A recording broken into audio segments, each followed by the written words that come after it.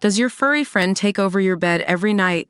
It's time to reclaim your space while giving them the comfort they deserve with the coldest, cozy dog bed. Don't wait. Check out the link in the video description to buy now on Amazon. Capcom's strange new action strategy hybrid is steeped in Japanese mythology and unlikely gameplay mashups, but does the mixture work? Although most big publishers are pretending there's no way out of the current predicament of video games costing too much to make and taking too long to develop, there is one very obvious solution: don't spend so much on them. But nobody even seems to have considered that idea and are convinced that they must make AAA blockbusters or nothing at all.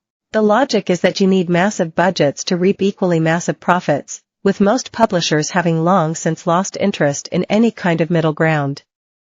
But the bigger the budget, the smaller the risks that can be taken, and the less likely anyone is to come up with anything new or unique. Cf. Concord. Kunitsu-Gami, Path of the Goddess, is nothing if not unique. For whatever reason, Capcom has decided to indulge themselves with this game, and we're very glad they have. The end result is far from perfect, but it's weird and imaginative and not quite like anything else we've ever played. As we said at the preview stage, it feels like something from the PlayStation 2 era, not in terms of the gameplay, but in that exists purely because the developer had an idea they wanted to try, and not because the publisher had a trend it wanted to exploit. Path of the Goddess plot is both simple and confusing, as there's almost no dialogue, and even the name, Kunitsu-Gami, doesn't translate easily into English. It means something like gods of the land or local deity. The gist is that evil spirits of defilement have invaded a mountaintop and all the nearby villages have been overrun. Only a shrine maiden named Yoshiro is able to survive the initial assault, and So summons an avatar named So to fight for her. Although So can cleanse smaller outbreaks of defilement, including rescuing cocooned villagers, Yoshiro is needed to cleanse the tori that the creatures spawn out of.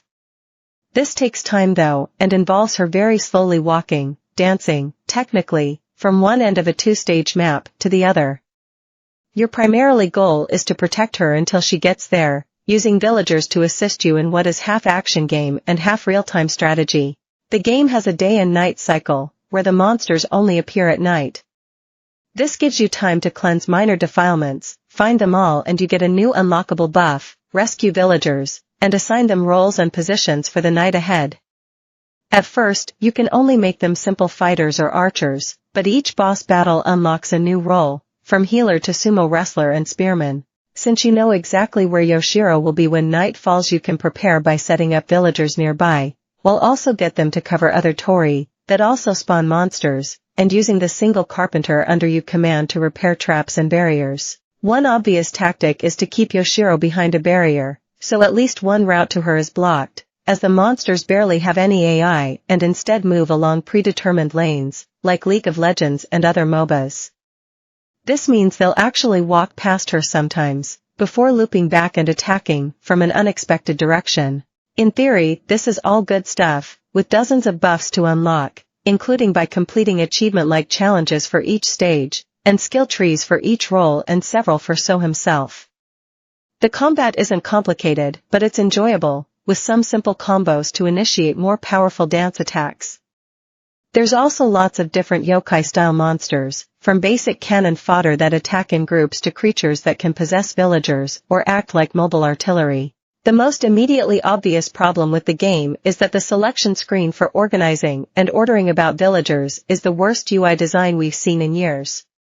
The multiple overlays and neon colors make it all but impossible to see who you have selected, and the range is very limited, so you often have to move them in stages. The screen is also separate from the one that assigns them roles or gives them health, which makes the whole strategy element an absolute faff. A more fundamental problem is that because the game's influenced more by MOBAs than traditional real-time strategies, the maps are very small and usually over quite quickly. Because Yoshiro is always on the move, you never have a permanent base, and since she